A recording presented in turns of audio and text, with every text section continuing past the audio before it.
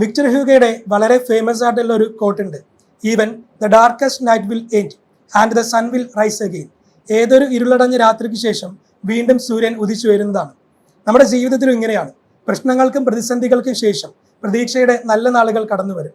ഇന്ന് mental health awareness ടോക്കിൽ എനിക്കൊപ്പം ഉള്ളത് സൈക്യാട്രിസ്റ്റും ഓതറുമായിട്ടുള്ള ഡോക്ടർ അരുൺ ബി നായരാണ്. Happy welcome doctor. ഡോക്ടർ, ഇന്ന് നമ്മൾ ഏറ്റവും കൂടുതൽ വാർത്തകളിൽ കാണുന്നത് ആത്മഹത്യാ വാർത്തകളാണ്. സ്കൂളിൽ നിന്നും റാഗ് ചെയ്തതിൻ്റെ പേരിൽ ആത്മഹത്യ ചെയ്തൊരു വിദ്യാർത്ഥി, അതുപോലെ നിറത്തിൻ്റെ പേരിൽ അവഗണിച്ചതിൻ്റെ പേരിൽ, ഭർത്തൃ വീട്ടിലെ പീഡനത്തിൻ്റെ പേരിലൊക്കെ ആത്മഹത്യ ചെയ്ത ഒരുപാട് വാർത്തകൾ നമ്മൾ കണ്ടു. ഒരു പ്രശ്നം ജീവിതത്തിൽ സംഭവിക്കുമ്പോഴേക്കും ആത്മഹത്യയാണ് അവസാനത്തെ മാർഗമെന്ന രീതിയിലേക്ക് ആളുകൾ എത്തുന്നത് എന്തുകൊണ്ടായിരിക്കും? ഈ ആത്മഹത്യ വളരെ സങ്കീർണമായിട്ടുള്ളൊരു മസ്തിഷ്ക പ്രതിഭാസമാണ്. മനുഷ്യൻ മാത്രം ചെയ്യുന്ന, ജീവജാലങ്ങളുടെ കൂട്ടത്തിൽ മറ്റാരും ആത്മഹത്യ ചെയ്യുന്നതായിട്ട് നമുക്കറിയില്ല. മനുഷ്യൻ മാത്രമാണ് സ്വയം ഇല്ലായ്മ ചെയ്യുന്നത്. ആത്മഹത്യയുടെ ഒരു സ്ഥിതിവിവര കണക്കെടുത്തു കഴിഞ്ഞാൽ തന്നെ കേരളത്തിൽ വളരെ ഭീതിതമായിട്ടുള്ള ചില അവസ്ഥകളാണ് നമ്മുടെ കൺമുൻപിൽ കാണുന്നത്. ഏതാണ്ട് ഒരു പതിറ്റാണ്ട് മുൻപ് 2010 ആ കാലഘട്ടത്തിലൊക്കെ 1,00,000 ജനങ്ങൾക്ക് 32 എന്ന തോതിലായിരുന്നു കേരളത്തിലെ ആത്മഹത്യാ നിരക്ക്. ഏതാണ്ട് 5 കൊല്ലത്തോളം ഇന്ത്യയിലെ ഏറ്റവും കൂടുതൽ ആത്മഹത്യയുള്ള സംസ്ഥാനമായിട്ട് കേരളം നിന്നു. പക്ഷെ പിന്നീട് മാധ്യമങ്ങളിലൂടെയും അല്ലാതെയും ഒക്കെ നടന്ന ഒരുപാട് ബോധവൽക്കരണ പരിപാടികളുടെ ഫലമായിട്ട്, മാനസികാരോഗ്യ സാക്ഷരത പരിപാടികളുടെ ഫലമായിട്ട് പല ആളുകളും മാനസികാരോഗ്യത്തിന് ഗൗരവം കൽപ്പിക്കാൻ തുടങ്ങി. മാനസികാരോഗ്യ പ്രശ്നങ്ങൾ നേരത്തെ തിരിച്ചറിയാനും ചികിത്സിക്കാനും ഒക്കെ തുടങ്ങി. ഇതിന്റെ ഫലമായി ആത്മഹത്യാ നിരക്ക് ഗണ്യമായിട്ട് കുറയ്ക്കാൻ സാധിച്ചു. 1,00,000 ജനസംഖ്യയ്ക്ക് 21 എന്ന തോതിലേക്ക് ആത്മഹത്യാ നിരക്ക് ഏതാണ്ട് ഒരു 5-6 കൊല്ലം മുൻപ് കുറഞ്ഞു വരുന്നൊരു സ്ഥിതിവിശേഷം ഉണ്ടായി. പക്ഷെ കോവിഡോടുകൂടി സകലതും തകിടം മറിയുന്നൊരു അവസ്ഥയാണ്. ഈ കോവിഡുമായി ബന്ധപ്പെട്ട ലോക്ക്ഡൗണും മനുഷ്യനുണ്ടായിട്ടുള്ള ഒരു ഏകാന്തതയും അതിനെ തുടർന്നുണ്ടാകുന്ന മാനസിക സമ്മർദ്ദങ്ങളും സാമ്പത്തിക പ്രതിസന്ധികളും ഇതെല്ലാം കൂടെ ചേർന്ന് വീണ്ടും കാര്യങ്ങൾ കൈവിട്ടു പോകുന്നൊരവസ്ഥയിലേക്ക് വരുന്നു. ആത്മഹത്യാ നിരക്ക് വീണ്ടും കൂടി വരികയാണ്. ക്രൈം റെക്കോർഡ്സ് ബ്യൂറോയുടെ കണക്ക് പ്രകാരം 1,00,000 ജനസംഖ്യയ്ക്ക് 28.5 എന്നുള്ള തോതിലേക്ക് കേരളത്തിലെ ആത്മഹത്യാ നിരക്ക് എത്തിയിരിക്കുകയാണ്. ഒരു വർഷത്തിനുള്ളിൽ 10,162 പേര് കേരളത്തിൽ ആത്മഹത്യ ചെയ്തിരിക്കുന്നു. അതിന്റെ 15 മടങ്ങ് 1.5 ലക്ഷത്തിലധികം ആളുകൾ ആത്മഹത്യ ശ്രമം നടത്തിയിരിക്കുന്നു. ഇന്ത്യ മൊത്തമുള്ള കണക്കെടുത്താൽ 13,298 വിദ്യാർത്ഥികൾ ഒരൊറ്റ കൊല്ലം കൊണ്ട് ഇന്ത്യയിൽ ആത്മഹത്യ ചെയ്തിരിക്കുകയാണ്. ഇന്ത്യയുടെ ഏറ്റവും വലിയ സമ്പത്ത് എന്ന് പറയുന്ന മാനവ വിഭവശേഷിയാണ്. അപ്പൊ ഈ കുട്ടികളൊക്കെ തന്നെ നാളെ ഒരു കാലത്ത് ലോകത്തിന്റെ ഏതെങ്കിലും ഒരു ഭാഗത്ത് എന്തെങ്കിലുമൊക്കെ നല്ല ജോലികൾ ചെയ്ത് ഭാരതത്തിന്റെ പ്രശസ്തി ലോകമെമ്പാടും വളർത്തേണ്ട വ്യക്തികളാണ്. അവരെയാണ് നമുക്ക് നഷ്ടപ്പെട്ടുകൊണ്ടിരിക്കുന്നത്. ഈ ആത്മഹത്യയുടെ കാരണങ്ങൾ പരിശോധിച്ചാൽ ജൈവികമായ, ജീവശാസ്ത്രപരമായ കാരണങ്ങളുമുണ്ട്, പാരിസ്ഥിതികമായ, എൻവയൺമെന്റലായിട്ടുള്ള കാരണങ്ങളുമുണ്ട്. പലപ്പോഴും തിരിച്ചറിയപ്പെടാതെ പോകുന്ന മാനസികാരോഗ്യ പ്രശ്നങ്ങൾ ആത്മഹത്യയുടെ പ്രധാനപ്പെട്ട ഒരു കാരണമാണ്. ലോകാരോഗ്യ സംഘടന തന്നെ പറഞ്ഞിട്ടുണ്ട്, ആത്മഹത്യയുടെ ലോകവ്യാപകമായി കാണപ്പെടുന്ന ഏറ്റവും സാധാരണവും ഏറ്റവും അനായാസം പ്രതിരോധിക്കാൻ കഴിയുന്നതുമായ കാരണമാണ് വിഷാദരോഗം എന്ന് ലോകാരോഗ്യ സംഘടന തന്നെ പറഞ്ഞു. അപ്പോൾ വിഷാദരോഗം പലപ്പോഴും ഒരു മാനസിക പ്രശ്നമാണെന്ന് നമ്മുടെ സമൂഹം അംഗീകരിക്കുന്നില്ല.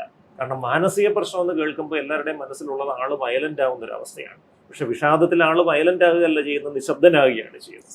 സാധാരണയുള്ള ദേഷ്യം പോലും ഉണ്ടാകില്ല, അദ്ദേഹം ഒതുങ്ങിക്കൂടുകയാണ് ചെയ്യുന്നത്. അപ്പോൾ പണിയെടുക്കാനുള്ള മടിയാണ്, പഠിക്കാനുള്ള മടിയാണ് എന്നൊക്കെ കരുതി അതിനെ അവഗണിക്കും. പലപ്പോഴും ഇത് തിരിച്ചറിയപ്പെടാതെ പോകുമ്പോഴാണ് ഒരു ആത്മഹത്യയിലേക്ക് കാര്യങ്ങൾ എത്തിച്ചേരുന്നത്.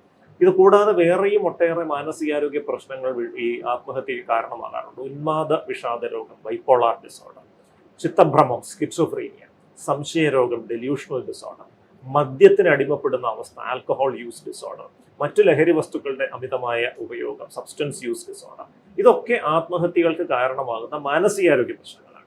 ഇനി ദീർഘകാലമായി നീണ്ടു നിൽക്കുന്ന ശാരീരിക രോഗങ്ങൾ, വളരെ വേദനാജനകമായ രോഗാവസ്ഥകൾ, അതും മനുഷ്യന്റെ മനസ്സിലൊരു പ്രതീക്ഷ നശിച്ച് ആത്മഹത്യയിലേക്ക് പോകാൻ പ്രേരിപ്പിക്കും. ഇനി പാരിസ്ഥിതികമായ ഘടകങ്ങൾ എടുത്താൽ ആധുനിക സമൂഹത്തിന്റെ ഒരു അവസ്ഥയെക്കുറിച്ച് നമ്മൾ ചിന്തിക്കണം. കഴിഞ്ഞ ഒരു കുറേ നാളായിട്ട് നമ്മുടെ സമൂഹത്തിൽ സംഭവിച്ചിരിക്കുന്ന ഒരു പ്രധാന മാറ്റം ഈ ഡിജിറ്റൽ ഉപകരണങ്ങളുടെ ഒരു കടന്നുവരവാണ്. ഒരു 30 കൊല്ലത്തിന് മുൻപുള്ള ഒരു കൗമാരപ്രായക്കാരന് സന്തോഷം കിട്ടണമെങ്കിൽ ഏക മാർഗം സുഹൃത്തുക്കളുമായിട്ട് സംസാരിക്കുക, പുറത്തേക്ക് പോവുക, യാത്ര ചെയ്യുക, സിനിമ കാണുക, കളിക്കാൻ പോവുക. അവിടെ എല്ലാം ഈ സോഷ്യൽ കണക്ട്, സാമൂഹ്യ ബന്ധങ്ങൾക്ക് വലിയ പ്രസക്തിയുണ്ട്. ഇന്നത്തെ കൗമാരപ്രായക്കാരന്റെ അവസ്ഥ എന്താ? അദ്ദേഹത്തിന് സന്തോഷം കിട്ടാൻ സുഹൃത്തുക്കളുടെ ഒന്നും നിർബന്ധമില്ല, അല്ലെ?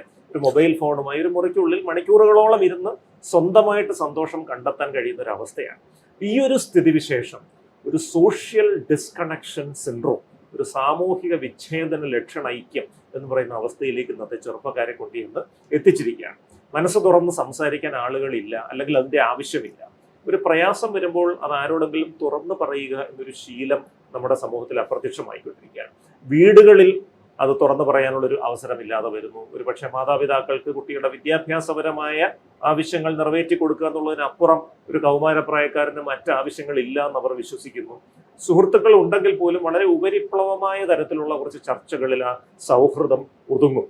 മനസ്സ് തുറന്ന് സംസാരിക്കുന്ന ഒരു രീതി ഇല്ലാതെ വന്നിരിക്കുകയാണ്. ഇത്തരം ഒറ്റപ്പെടലാണ് പലപ്പോഴും ഇത്തരം പ്രശ്നങ്ങൾക്ക് വഴിതെളിക്കുന്നത്. പിന്നെ മനുഷ്യ സ്വഭാവം എടുത്താൽ തന്നെ കഴിഞ്ഞൊരു 10-30 കൊല്ലം കൊണ്ട് മനുഷ്യന്റെ സ്വഭാവത്തിൽ ഈ എടുത്തുചാട്ട സ്വഭാവവും അക്ഷമയും കൂടി വരുന്നു.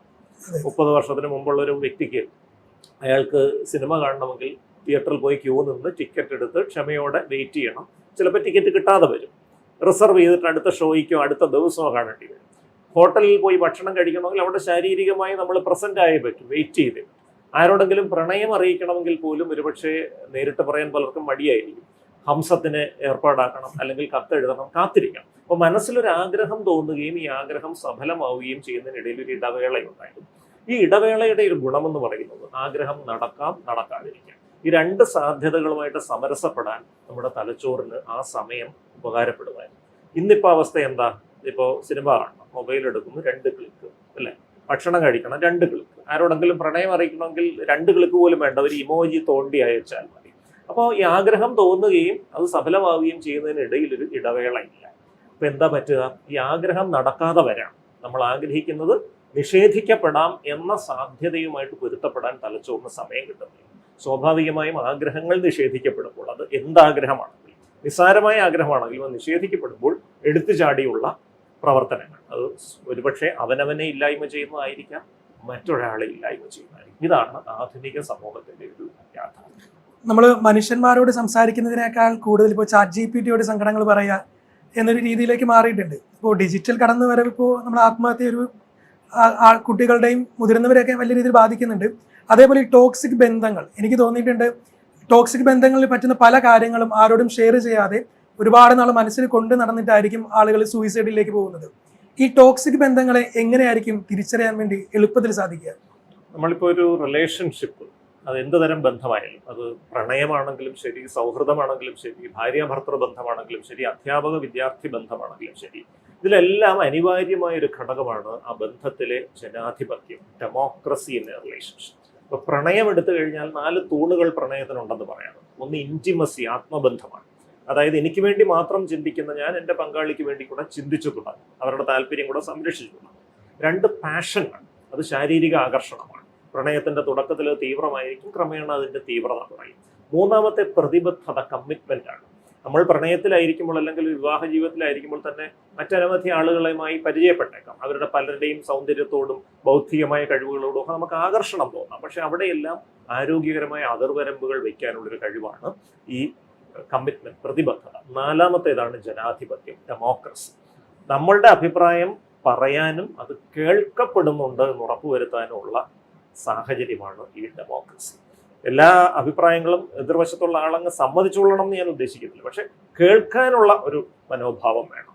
പക്ഷേ ഈ ജനാധിപത്യം ഇല്ലാതെ വരുന്ന ബന്ധങ്ങളെയാണ് ടോക്സിക് റിലേഷൻഷിപ്സ് എന്ന് പറയുന്നത്. അതിൽ ബാക്കിയെല്ലാം കാണും, പക്ഷേ ഈ ജനാധിപത്യ സ്വഭാവം കാണില്ല. അങ്ങനെ വരുമ്പോൾ പലപ്പോഴും ഈ ടോക്സിക് ബന്ധങ്ങളിലേക്ക് നമ്മൾ പോകുമ്പോൾ കാണേണ്ട ഒരു കാര്യം, മറുവശത്തുള്ള ഒരാള് പലപ്പോഴും ഒരു ആത്മാനുരാഗ വ്യക്തിത്വ വൈകല്യം അല്ലെങ്കിൽ അതിൻ്റെ ചില ഘടകങ്ങളുള്ള ഒരാളായിരിക്കും. ഈ ആത്മാനുരാഗം അല്ലെങ്കിൽ നാർസിസിസം എന്ന് പറഞ്ഞാൽ അവനവനെ മാത്രം സ്നേഹിക്കുന്നു, മറ്റൊന്നിനെയും സ്നേഹിക്കാൻ കഴിവില്ലാത്തൊരു മനോനിലയാണ്. ആധുനിക ലോകത്ത് അത് കൂടി വരികയും ചെയ്യും. ആ കൂടി വരുന്നതിൻ്റെ പുറകിലും നമ്മുടെ സാമൂഹ്യ വ്യവസ്ഥിതി തന്നെയാണ് ഉത്തരവാദികൾ. ചെറുപ്രായത്തിൽ തന്നെ ഈ അക്കാദമിക മികവുള്ള ആളിനെ പുകഴ്ത്തി ഒരു വലിയ സംഭവമാണ് നീ എന്ന് പറഞ്ഞ് അവൻ്റെ പരിമിതികളെക്കുറിച്ച് അവന് ബോധ്യമില്ല. കായിക മേഖലയിലോ സാങ്കേതിക മേഖലയിലോ മറ്റൊരാൾക്ക് വൈദഗ്ധ്യമുണ്ടെങ്കിൽ അതിനൊന്നും പ്രസക്തിയില്ല, ഞാനാണ് മിടുക്കനെന്ന് സ്വയം ചിന്തിക്കുന്ന ഒരു അവസ്ഥയാണ്. ഈ ആത്മാനുരാഗികളുടെ ഒരു പ്രശ്നം, അവർക്ക് മറ്റുള്ളവരുടെ വൈകാരിക അവസ്ഥ മനസ്സിലാക്കാനുള്ള കഴിവുണ്ടാവില്ല. അതുകൊണ്ട് തന്നെ അവർ പലപ്പോഴും ഇത്തരം ടോക്സിക് റിലേഷൻഷിപ്പുകൾക്ക് തുടക്കമിടും. മറുവശത്തുള്ള ആള് ശരിക്കും പറഞ്ഞാൽ അങ്ങ് അടിമപ്പെട്ടു പോകുന്നൊരവസ്ഥയാണ്. ഈ ടോക്സിക് റിലേഷൻഷിപ്പിനെ തിരിച്ചറിയാൻ 3-4 ലക്ഷണങ്ങൾ. ഒന്ന്, നമ്മൾ പറയുന്ന അഭിപ്രായങ്ങൾ മറുവശത്തുള്ള ആള് കേൾക്കാൻ തയ്യാറാകുന്നില്ല, അല്ലെങ്കിൽ കേൾക്കാൻ തയ്യാറാകുന്നു പക്ഷേ നിസാരവൽക്കരിച്ച് തള്ളിക്കളയും. നമ്മളുടെ വേദനകൾ പങ്കുവെക്കുമ്പോൾ ഇതൊന്നും ഒരു വിഷയമല്ല, അതിനേക്കാൾ വലിയ വേദന ഞാൻ അനുഭവിച്ചിട്ടുണ്ടെന്നുള്ള മട്ടിൽ സ്വന്തം ഭാണ്ഡക്കെട്ട് ഇറക്കി വെക്കാനുള്ള ഒരു ശ്രമം നടത്തുന്നു. 4, ഗ്യാസ് ലൈറ്റിംഗ് എന്ന് പറഞ്ഞൊരു പ്രതിഭാസമുണ്ട്. ഗ്യാസ് ലൈറ്റിംഗ് എന്ന് പറഞ്ഞാൽ തലേ ദിവസം നടന്ന ഒരു കാര്യത്തെക്കുറിച്ച് നമ്മൾ വേദനയോടെ പറയുമ്പോൾ അങ്ങനെയൊന്നും നടന്നിട്ടേ ഇല്ല എന്നങ്ങ് ശക്തമായിട്ടങ്ങ് പറയുകയാണ് ചെയ്യുന്നത്. ഇപ്പോൾ ഉച്ചയ്ക്ക് 12 മണി സമയത്ത് നമ്മൾ പറയുമ്പോഴത്തേക്ക് ഇത് രാത്രി 12 മണിയാണെന്ന് ശക്തമായിട്ട് അങ്ങ് പറയുകയാണ്. അപ്പോൾ വളരെ ആധികാരികമായ ഒരാൾ അങ്ങനെ പറയുമ്പോൾ മറുവശത്തുള്ള ഒരാളുടെ സംശയം ശരിയാണോ? ഇപ്പം ഞാൻ ഇന്നലെ ഈ അനുഭവം ഉണ്ടായത് യാഥാർത്ഥ്യമല്ല, ഇനി എൻ്റെ തോന്നലാണോ? അപ്പോൾ ഇത്തരത്തിലുള്ള ഗ്യാസ് ലൈറ്റിങ്ങും മറ്റുമൊക്കെ ഈ ടോക്സിക് റിലേഷൻഷിപ്സിലെ പ്രധാനപ്പെട്ട ഒരു ഘടകമാണ്. അപ്പോൾ ഈ ടോക്സിക് റിലേഷൻഷിപ്സിൽ നമ്മളത് പരിഹരിക്കാൻ വേണ്ടി ശ്രമം നടത്തണം, നമുക്കതിലുള്ള ബുദ്ധിമുട്ടുകൾ വ്യക്തമാക്കണം. എന്നിട്ടും അത് മനസ്സിലാക്കാതെ പോകുന്ന ഒരു വ്യക്തിയാണെങ്കിൽ ആ റിലേഷൻഷിപ്പിൽ നിന്ന് എത്രയും പെട്ടെന്ന് നമ്മൾ രക്ഷപ്പെടണം എന്നുള്ളത് തന്നെയാണ് സത്യം. പക്ഷേ പല ആളുകൾക്ക് ഈ ടോക്സിക് റിലേഷൻഷിപ്പ് സ്റ്റാർട്ടായതിനു ശേഷം ഒരുപാട് കഴിഞ്ഞതിന് ശേഷം ആയിരിക്കും മനസ്സിലാവുന്നത് ഇതൊരു ടോക്സിക് ബന്ധമാണെന്ന്. പക്ഷേ ഈ റിലേഷൻഷിപ്പിനോടുള്ള ബോണ്ട് കാരണം പല ആളുകൾക്കും ഇറങ്ങി വരാൻ സാധിക്കാറില്ല. ഇപ്പോൾ മാരേജ് കഴിഞ്ഞിട്ടുള്ള ആളുകളുടെ കാര്യമാണെങ്കിൽ കൂടി അവർക്ക് വീട്ടിൽ പറയാം, അല്ലെങ്കിൽ ഫ്രണ്ട്സിനോട് പറയാം, എന്തെങ്കിലും ഒരു ഓപ്ഷൻ ഉണ്ട്. പക്ഷെ അതിനൊന്നും ശ്രമിക്കാതെ സൂയിസൈഡിലേക്ക് പോകുന്നു. അപ്പോൾ ഈ ഇത്തരത്തിലുള്ള ടോക്സിക് ബന്ധങ്ങളിൽ നിന്നും രക്ഷപ്പെടാനായിട്ട് എന്തൊക്കെ മുൻകരുതലുകൾ എടുക്കാൻ കഴിയും? അല്ല, എപ്പോഴും ഈ നമ്മൾ പ്രണയത്തിന്റെ ആദ്യഘട്ടം അല്ലെങ്കിൽ വിവാഹ ജീവിതത്തിന്റെ ആദ്യഘട്ടം ഹണിമൂൺ ഫേസ് എന്ന് പറയും, ഫേസ് ഓഫ് എക്സ്പാൻഷൻ എന്ന് പറയും. രണ്ടുപേരും പരസ്പരം അവരവരുടെ നല്ല വശങ്ങൾ മാത്രം പ്രദർശിപ്പിക്കുന്നതിൽ പരിപൂർണമായിട്ട് ശ്രദ്ധിക്കും. സ്വന്തം മോശപ്പെട്ട സ്വഭാവ സവിശേഷതകളൊന്നും മറുവശത്തുള്ള ആൾ അറിയാതിരിക്കാൻ വേണ്ടി ഭയങ്കര കെയറിങ് ആയി. പലപ്പോഴും ആ ഒരു ഫേസ് കണ്ടിട്ടാണ് ഈ പ്രണയം തീവ്രമാകുന്നത്. അപ്പം അവിടെ വളരെ കെയറിങ് ആയിട്ട് നിൽക്കുന്ന ഒരു കാമുകൻ അല്ലെങ്കിൽ കാമുകി, ആഗ്രഹങ്ങളെല്ലാം സാധിച്ചു തരുന്ന ഒരു വ്യക്തി, നമ്മുടെ ആവശ്യങ്ങൾ കണ്ടറിഞ്ഞ് നമ്മളെ പിന്തുണയ്ക്കുന്ന ഒരു വ്യക്തി, നമ്മളെ കേൾക്കാൻ തയ്യാറാകുന്ന ഒരു വ്യക്തി, ഈ ഒരു സ്വഭാവ സവിശേഷതകൾ കണ്ട് അങ്ങോട്ട് ആകർഷിക്കപ്പെടുകയും അതൊരു വൈകാരിക അടിമത്വം, ഇമോഷണൽ സ്ലേവറി എന്ന് പറഞ്ഞ അവസ്ഥയിലേക്ക് എത്തും. ഒരുപക്ഷെ ഈ പറയുന്ന ഹണിമൂൺ ഫേസ് കഴിഞ്ഞിട്ട് രണ്ടാമതൊരു ഘട്ടമുണ്ട്, ഫേസ് ഓഫ് കൺട്രാക്ഷൻ എന്ന് പറയും. വിവാഹം കഴിഞ്ഞിട്ട് അല്ലെങ്കിൽ വിവാഹത്തിനെ തുടർന്ന് മധുവിധു കാലം കഴിഞ്ഞതിന് ശേഷം നമ്മൾ വിചാരിച്ച പോലെയൊന്നും അല്ല നമ്മുടെ ജീവിത പങ്കാളി. നമ്മൾ വിചാരിച്ചെന്ന് വളരെ വിഭിന്നമായ സ്വഭാവങ്ങളുള്ളൊരു വ്യക്തിയാണ്. നമ്മളെ പൂർണ്ണമായി അംഗീകരിക്കുന്ന ഒരാളല്ല. സ്വന്തം താല്പര്യം മാത്രം സംരക്ഷിക്കാൻ നമ്മളെ മാനിപ്പുലേറ്റ് ചെയ്യുന്ന ഒരു വ്യക്തിയാണെന്നുള്ള തിരിച്ചറിവ് പതിയെ പതിയെ വരികയാണ്. ഈ തിരിച്ചറിവ് വരുമ്പോൾ അഭിപ്രായ ഭിന്നതകൾ വരും, വഴക്കുകൾ വരും, പലപ്പോഴും വിവാഹമോചനങ്ങളടക്കമുള്ള പ്രശ്നങ്ങൾ ഈ ഒരു ഘട്ടത്തിലാണ് വരുന്നത്. ഇനി വിവാഹ ജീവിതത്തിന് മൂന്നാമതൊരു ഘട്ടമുണ്ട്, ഫേസ് ഓഫ് റെസല്യൂഷൻ എന്ന് പറയും. അതായത് എൻ്റെ പങ്കാളി ഇങ്ങനെയാണ് എന്ന് പൂർണ്ണമായി അംഗീകരിച്ചുകൊണ്ട് തന്നെ ആ ബന്ധത്തിൽ തുടരാൻ തീരുമാനിക്കുകയാണ്. അപ്പം അവിടെ ഒരു കാര്യമുണ്ട്, ഒരു പൂർണ്ണമായൊരു അടിമത്വമല്ല. നമ്മൾ സംസാരിക്കുന്നു, തുറന്ന് സംസാരിച്ചതിന് ശേഷം പങ്കാളിയുടെ ചില സവിശേഷതകൾ മാറ്റേണ്ടതുണ്ട്, എൻ്റെ ചില സവിശേഷതകൾ മാറ്റാം. ഒരു പരസ്പര ധാരണയിലെത്തുക. നമ്മുടെ പങ്കാളി 100% നമ്മൾ സ്വപ്നം കണ്ട ആളുപോലെയൊന്നും അല്ല എന്ന് മനസ്സിലായാൽ പോലും ഈ ബന്ധം നമുക്ക് പകരുന്ന ചില സാമൂഹ്യ സുരക്ഷിതത്വങ്ങൾക്ക് വേണ്ടി ചില ത്യാഗങ്ങൾ അനുഭവിക്കാൻ നമ്മൾ തയ്യാറാവുകയാണ്. പലപ്പോഴും ഈ മൂന്നാം ഘട്ടത്തിലേക്ക്, കഴിഞ്ഞൊരു തലമുറയിലൊക്കെ പലരും ഈ മൂന്നാം ഘട്ടത്തിലേക്ക് വളരെ പെട്ടെന്ന് ട്രാൻസിറ്റ് ചെയ്തു. ഇന്ന് അതിന് കഴിയാതെ വരുന്നതിന്റെ പ്രധാന കാരണങ്ങൾ നമ്മൾ ആദ്യത്തെ ചോദ്യത്തിന് ഉത്തരമായി സൂചിപ്പിച്ച പൊതുവേ ഉള്ള ഒരു എടുത്തുചാട്ട സ്വഭാവമൊക്കെയാണ്, പൊതുവേ ഉള്ളൊരു അക്ഷമയാണ്. കഴിഞ്ഞൊരു തലമുറയിൽ സ്ത്രീകൾ കുറച്ചുകൂടെ സഹിച്ചിരുന്നു. ഇന്ന് സ്ത്രീകളും ഒരേപോലെ, പുരുഷന്മാരെ പോലെ എല്ലാ ജനറൽപ്പെട്ട ആളുകൾക്കും ഈ പറഞ്ഞ സവിശേഷതകൾ വരുന്നതുകൊണ്ട് അങ്ങനത്തെ പ്രശ്നങ്ങൾ ഉണ്ടാകാനും സാധ്യതയുണ്ട്. അപ്പൊ ഇവിടെയാണ് തീർച്ചയായിട്ടും ആ ബന്ധം ഒരു പ്രശ്നത്തിലേക്ക് പോകുന്നുവെങ്കിൽ ഒരു റിലേഷൻഷിപ്പ് കൗൺസിലിംഗ് എന്ന് പറഞ്ഞ ഒരു പ്രക്രിയയിലൂടെ കടന്നു പോകേണ്ടത്. ഒരുപക്ഷെ എങ്ങനെയാണ് നമ്മുടെ ഈ സ്വഭാവങ്ങൾ നമ്മുടെ പങ്കാളിക്ക് കുറച്ചുകൂടെ സന്തോഷം പകരുന്ന രീതിയിൽ മാറ്റാൻ പറ്റുക. പൂർണ്ണമായിട്ട് നമ്മൾ മാറുക എന്നുള്ളതല്ല, നമ്മൾ ഇടപെടുന്ന രീതി, നമ്മൾ അവരൊരു പ്രയാസം പറയുമ്പോൾ അതിനെ സമീപിക്കുന്ന രീതി, ഇതിനൊക്കെ വേണ്ടിയിട്ട് ഈ പറഞ്ഞ പോലത്തെ ഒരു ഫാമിലി തെറാപ്പി എന്ന് പറഞ്ഞൊരു അവസ്ഥയിലൂടെ കടന്നു പോകേണ്ടി വന്നേക്കാം. ഈ ഫാമിലി തെറാപ്പിയിലേക്ക് പോകുമ്പോൾ പലപ്പോഴും ആദ്യത്തെ ഒരു 3 സെഷൻസ് എങ്കിലും ഈ 2 വ്യക്തികളുടെയും വ്യക്തിത്വത്തെ വിലയിരുത്താൻ വേണ്ടി നടത്തുന്ന പരിശ്രമങ്ങളായിരിക്കും. എന്തുകൊണ്ട് ഈ പുരുഷൻ ഇപ്പോൾ ഇങ്ങനെ പെരുമാറും? കുട്ടിക്കാലം തൊട്ടുള്ള ഒരുപാട് അനുഭവങ്ങൾ അതിൻ്റെ പുറകിലുണ്ടാകും. പേരൻറ്റിങ്ങിലെ തകരാറുകൾ, ചെറിയ പ്രായത്തിലുണ്ടായിട്ടുള്ള പലതരത്തിലുള്ള ദുരനുഭവങ്ങൾ, ഇതൊക്കെ പലതരത്തിലുള്ള മുൻവിധികൾക്ക് കാരണമായിട്ടുണ്ട്. ഈ 2 വ്യക്തികളെ പൂർണ്ണമായി മനസ്സിലാക്കിയ ശേഷമാണ് പിന്നീട് എന്ത് തരത്തിലുള്ള മാറ്റം ഇവർക്ക് വേണം എന്നുള്ള ഒരു നിർദ്ദേശം നൽകുന്നത്.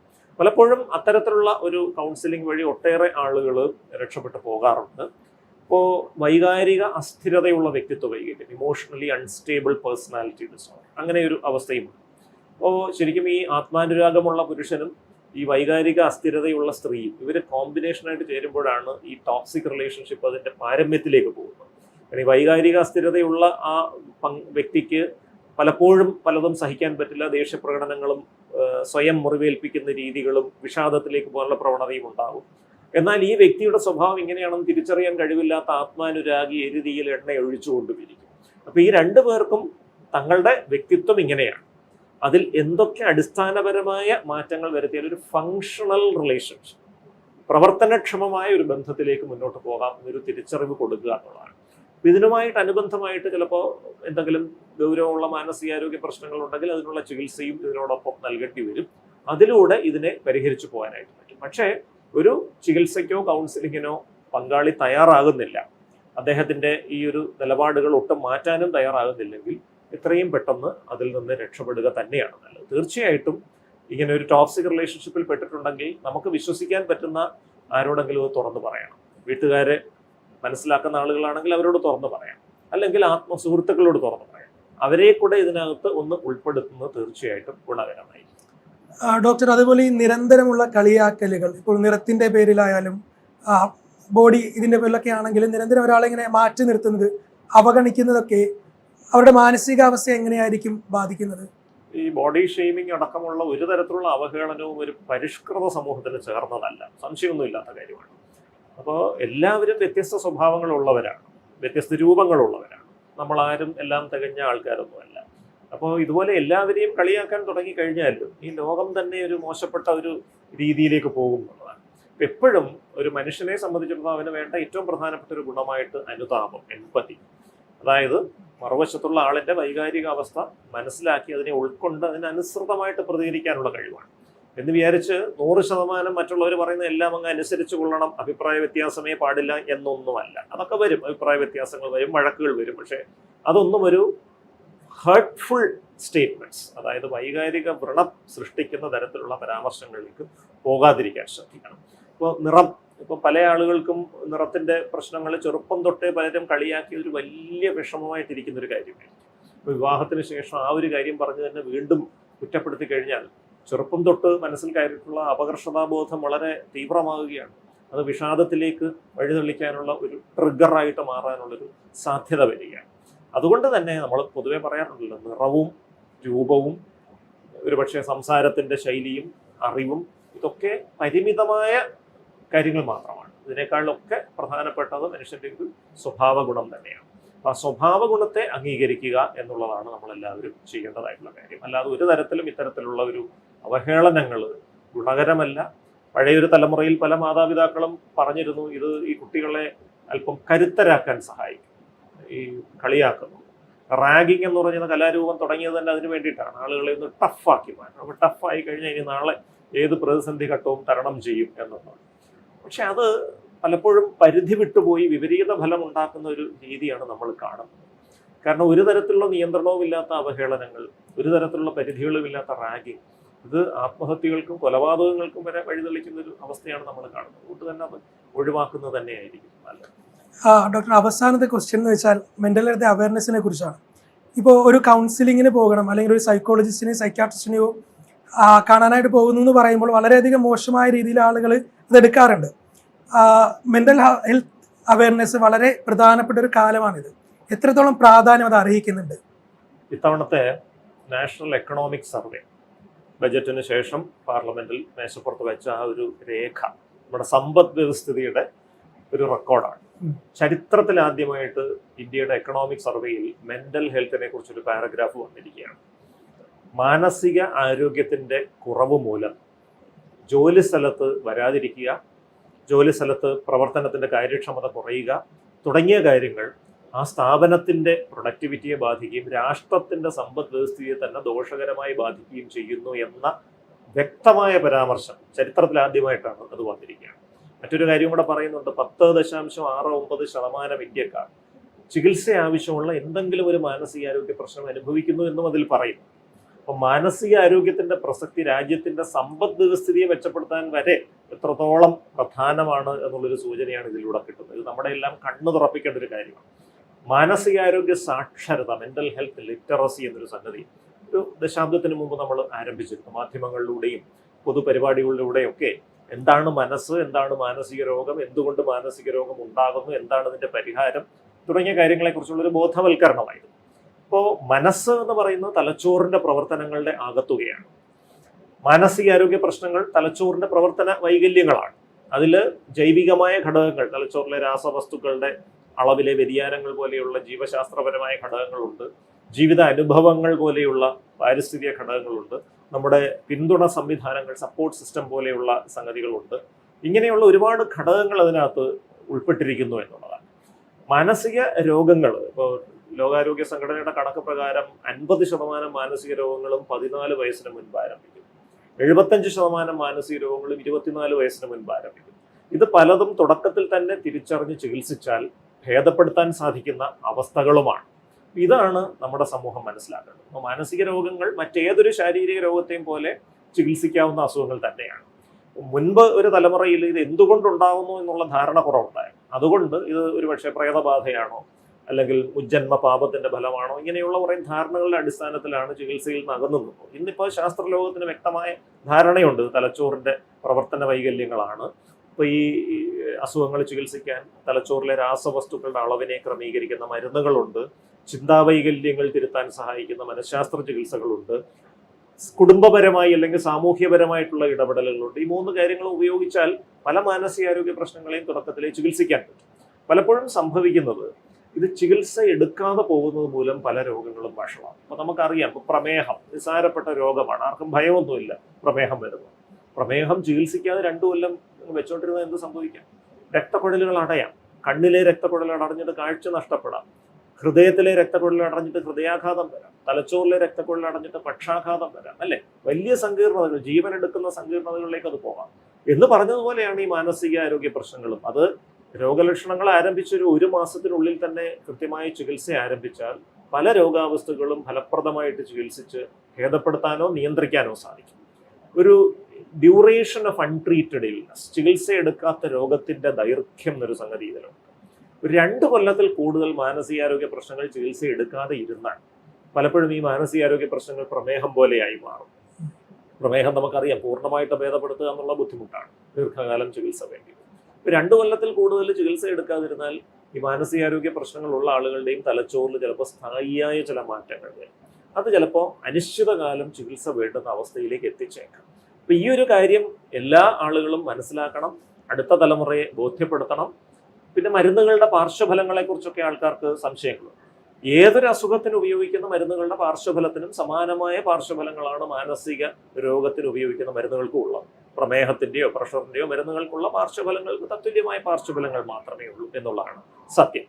പിന്നെ തുടങ്ങിക്കഴിഞ്ഞാൽ മരുന്ന് നിർത്താൻ പറ്റുമോ? മറ്റൊരു സ്വാഭാവികമായ ചോദ്യമാണ്. നിർത്താൻ പറ്റും. ഭൂരിപക്ഷം മാനസികാരോഗ്യ പ്രശ്നങ്ങൾക്ക് നിർത്താൻ പറ്റും.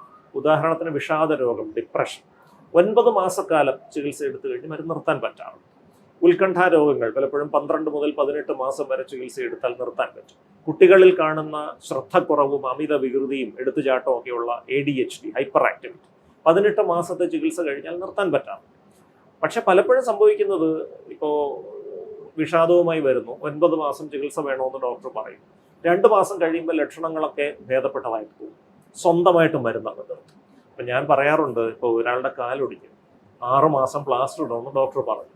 3 മാസം പ്ലാസ്റ്റർ ഇട്ടപ്പോൾ നിങ്ങൾക്ക് തോന്നി എല്ലാം റെഡിയായി, ഇനി പ്ലാസ്റ്റർ ഇട്ടുകൊണ്ടിരുന്ന് കഷ്ടപ്പെടേണ്ട കാര്യമില്ല എന്ന് പറഞ്ഞാൽ നിങ്ങളായിട്ട് പ്ലാസ്റ്റർ ഇളക്കി കളഞ്ഞാൽ എന്ത് പറ്റും? അടുത്ത ചെറിയൊരു സമ്മർദ്ദം കാലിൽ പറ്റുമ്പോൾ വീണ്ടും ഓടി. അതുപോലെയാണ് തലച്ചോറ്. ഇപ്പോൾ 9 മാസം ചികിത്സ എടുക്കേണ്ട വിഷാദ രോഗം 3 മാസം കഴിഞ്ഞ് നിങ്ങൾ നിർത്തിയാൽ ജീവിതത്തിൽ സമ്മർദ്ദ സാഹചര്യങ്ങൾ ഇല്ലാത്തൊരു ജീവിതമില്ല. എല്ലാ ദിവസവും എന്തെങ്കിലുമൊക്കെ വന്നുകൊണ്ടിരിക്കും. ചെറിയൊരു സമ്മർദ്ദം വരുമ്പോൾ തന്നെ വീണ്ടും വിഷാദത്തിലേക്ക് അത് വീഴും.